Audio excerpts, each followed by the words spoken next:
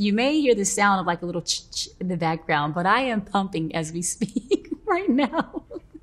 And I'm trying to play it cool. But yeah, it's real. Again, enjoying every step of the process.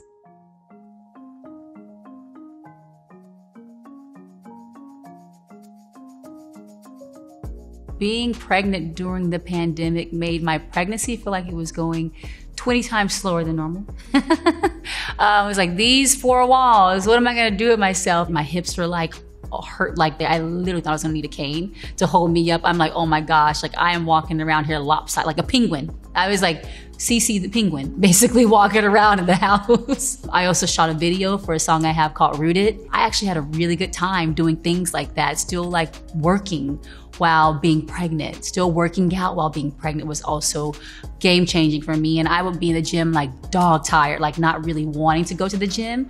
But every time I would go and do the workout, I felt 10 times better and I was energized. So I was just doing things to keep myself, entertained, and really just embracing it all. I honestly learned a lot about myself in the process. There's a lot of things that I feel really grateful for and really empowered by. Us women are really built for it all. To all my mamas out there, go mama, go, okay? Because baby, it was quite a time. But, I, again, focus on the silver lining of it all. And I'm really grateful for, all the good that I was able to find in the midst of the storm and the chaos. I will tell you one other cool thing, though, that I think was a great thing is that because your body is familiar with the process, when I was delivering, when my delivery was the quickest one, I literally pushed him out and probably my process was like almost 10 minutes. It was so fast.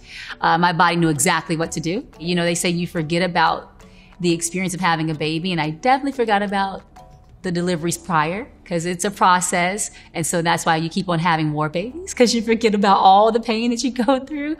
But this was my easiest delivery with Win by far. I was in a hospital here in California, and definitely different because the hallways were way more empty. And the craziest thing is my obstetrician, Dr. Katz, who I love so much, he's delivered all my babies and we're like family, but it doesn't matter if you're like family, you still have to be safe. So I literally was getting ready to do my first push, and for a moment my mask was down and he literally goes, she gotta put the mask on. Like he was like not playing about it. And it just lets you know how serious these times are. Like you really have to be safe and smart. And so that was different, having a mask on my face the whole time that I'm pushing, was definitely different than before.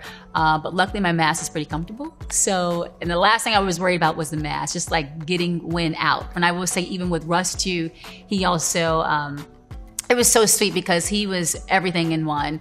Obviously just being there, supporting me. He's the best at that, but he was a cameraman as well. So he had like 2 cameras. He's like, I'll put this camera right here.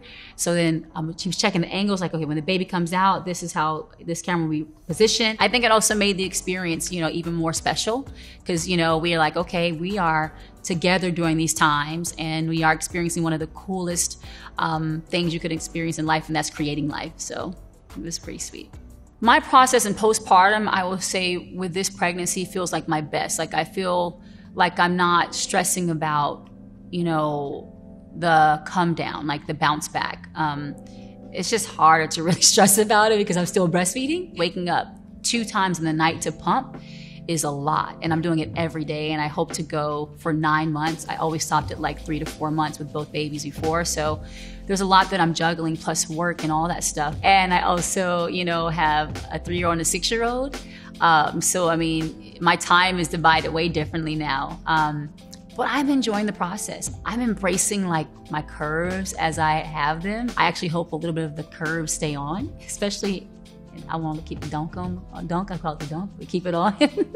I'm always hoping like, please stay, don't go away. But I'm loving this process. Like, it's so cool when I look up and I see Future and Sienna and, how much they love their little brother Win and how much joy I'm experiencing. And honestly, even with being at home during COVID and quarantine, I feel like another blessing is being able to be around them more than I've ever been around them before. I just feel like an abundance of love, honestly. It's pretty cool. The one thing that I learned on my course of life, and especially through the tough times, is that the greatest gift we can give ourselves is self-love. And I believe, especially being a mom and a wife, I just feel good about myself when I take care of me. When simple things, like whether it's washing my face routinely, and, when I wake up, even though I'm in quarantine, I'm still gonna be cute in quarantine. I think all those things are important. I like walking around feeling put together, because otherwise you will feel like life is super chaotic, because it really is. It's organized chaos. When I'm also feeling good and looking good, or, looking pretty good, I just thrive more. I really feel man, I'm doing it all. And that is a very empowering feeling. If I can have any influence on the way my kids look at life and their perspective of how they love themselves, how they treat others, they have way more access and equity than I had growing up. So they're starting off at an advantage, and I worked hard for that. Me and my husband work hard for that.